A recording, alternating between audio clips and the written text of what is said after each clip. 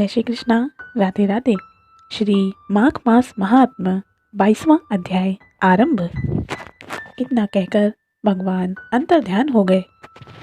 तब देवनिधि कहने लगे, हे महर्षि, जिस प्रकार गंगा जी में स्नान करने मात्र से मनुष्य पवित्र हो जाता है, ठीक उसी प्रकार भगवान की इस कथा को सुनकर मैं भी पवित्र हो गया हूँ। अब कृपा करके आप उस स्त्रोत को कहिए जिससे उस ब्राह्मण ने भगवान को प्रसन्न किया था। लोमश जी कहते हैं कि उस स्त्रोत को पहले गरुण जी ने पढ़ा था, उनसे मैंने सुना था। हे विप्र, यह स्त्रोत आध्यात्म विद्या का पार, सारे पापों को नाश करने वाला है। वसुदेव सर्वव्यापी चक्रधारी, सज्जनों के प्रिय जगत के स्वामी श्री कृष्ण को मेरा नमस्कार है। जब स्तुति करने वाला जिसकी स्तुति की जाए तथा सभी जगत विष्णुमय है, तो अंततः किसकी स्तुति की जाए। जिस भगवान के श्वास ही वास्तव में वेद हैं, ऐसे में भला कौन सी स्तुति उनकी प्रसन्नता के लिए की जा सकती है। जिसको वेद नहीं जान सकते हैं, ना वाणी और ना ही मन जान सकता है, उसकी स्तुति में भला कोई अज्ञानी क्या ही कर सकता है। सारा चर अचर संसार जिसकी माया से चक्र की तरह घूम रहा है, इसी से हे प्रभु आप चक्रधारी कहलाते हो। ब्रह्मा विष्णु आप ही हो, सारे संसार को उत्पन्न करने वाले भी आप ही हो। जब जीव शरीर को धारण करता है, तब उसमें ज्ञान की उत्पत्ति होती है। हे प्रभु, तुम सभी सुखों के दाता हो, इसमें कोई भी संदेह नहीं। आपसे ही संपूर्ण सुखों को देने वाली बुद्धि उत्पन्न होती है। आप ही पंच महाभूत, 5 कर्मेंद्रिय तथा मन के विविध भाव में मौजूद हो। ब्रह्मा विष्णु रुद्र की कल्पना से आप संसार की कल्पना इसी प्रकार करते हो जैसे पिता अपनी पुत्री की। कवियों में जो रूप शोभा देता है, उन निर्गुण विष्णु भगवान को मैं नमस्कार करता हूँ। जिसमें ज्ञान रखने से श्रुतियों में कहे गए कर्मों को लोग करते हैं, उस परम ब्रह्म को मैं नमस्कार करता हूँ।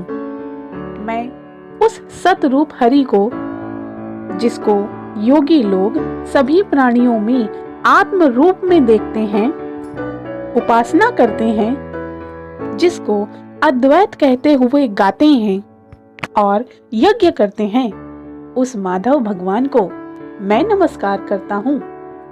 मनुष्यों को माया तथा मोह में पैदा हुआ विचित्र आभास, अहंकार तथा ममता को जानकर खो देते हैं, उन भगवान को मैं नमस्कार करता हूँ।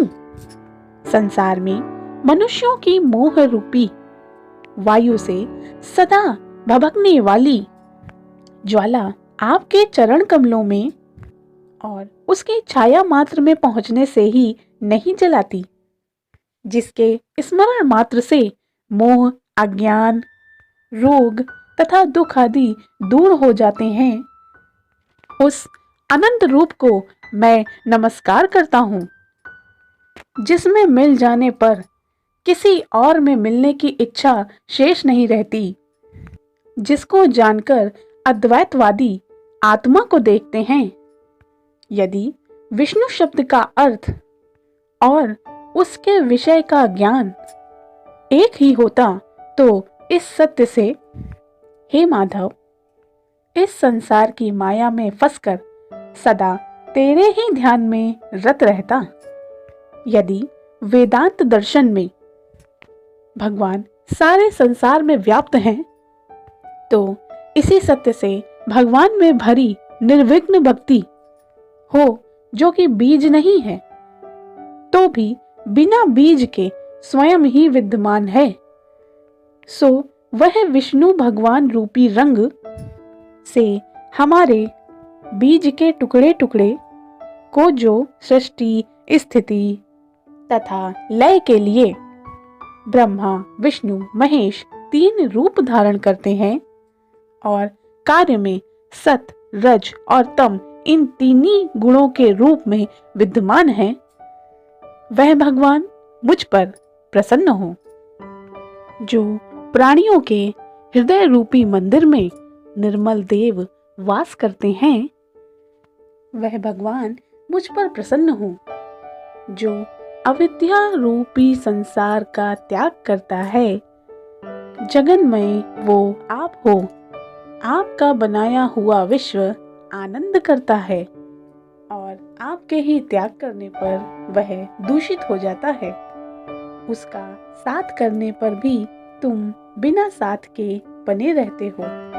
विकार रहित जिनके चारवाक पंचभूत योग से पैदा हुआ चैतन्य मानते हुए उपासना करते हैं। जैन लोग आपको शरीर का परिणाम मानते हैं और सांख्यवादी तुम्ही को प्रकृति से परे पुरुष मानकर ध्यान करते हैं। जन्म इत्यादि से रहित चैतन्य रूप, सदा आनंद स्वरूप उपनिषद जिसकी महिमा गाते हैं। आकाश आदि पंच महाभूत, देह, मन, बुद्धि, इंद्रियां सब कुछ तुम ही हो। तुमसे अलग और कुछ भी नहीं। तुम ही सभी प्राणियों को उत्पन्न करने वाले हो और मुझको शरण देने वाले हो।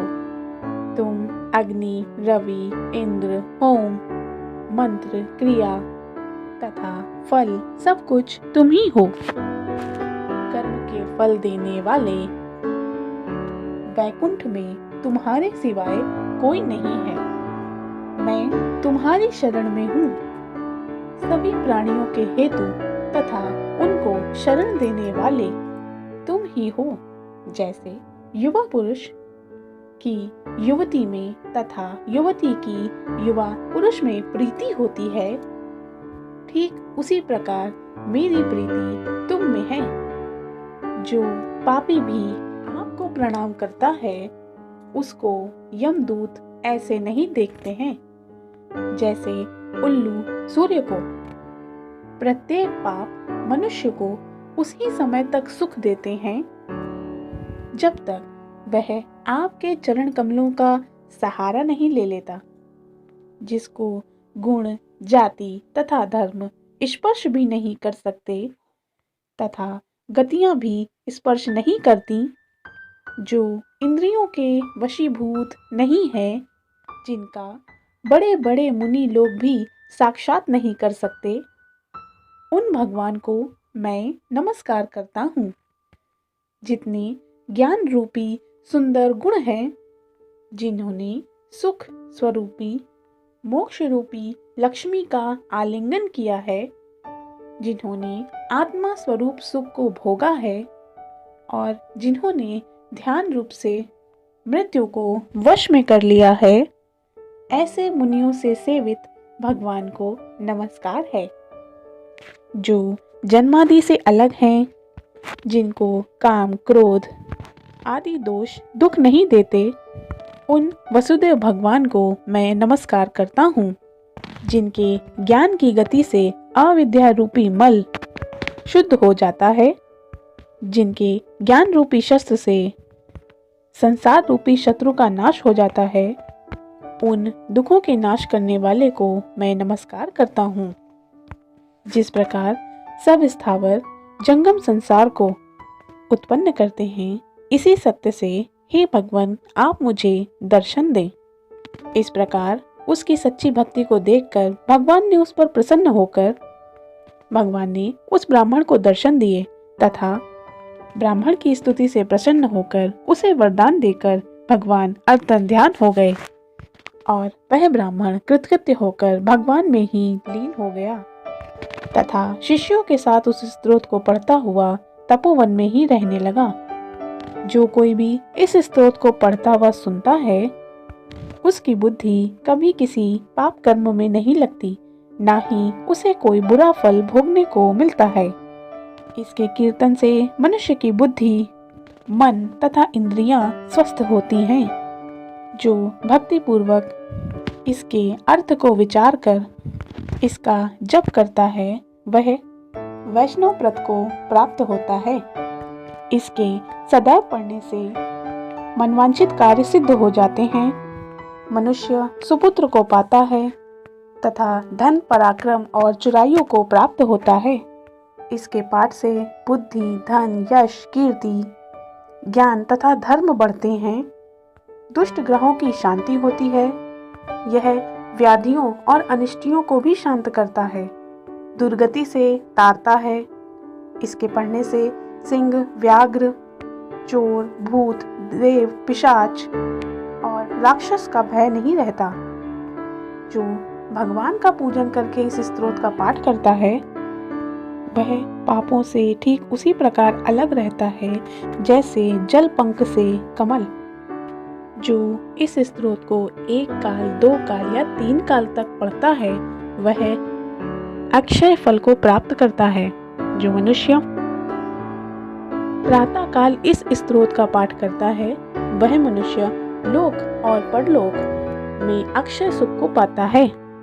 वेद धुति का बनाया हुआ यह स्तोत्र भगवान श्री हरि को अत्यंत ही प्रिय है और साथ ही भगवान के दर्शन करवाने वाला है। योग सागर नाम का यह स्तोत्र परम पवित्र है। जो भी कोई भक्ति पूर्वक इसे पढ़ता है, वह विष्णु लोक को जाता है। अब इसके आगे पिशाच मोक्ष की कथा सुनाता हूँ। इति श्री माघ मास महात्म्य 22वां अध्याय समाप्त। जय श्री कृष्णा।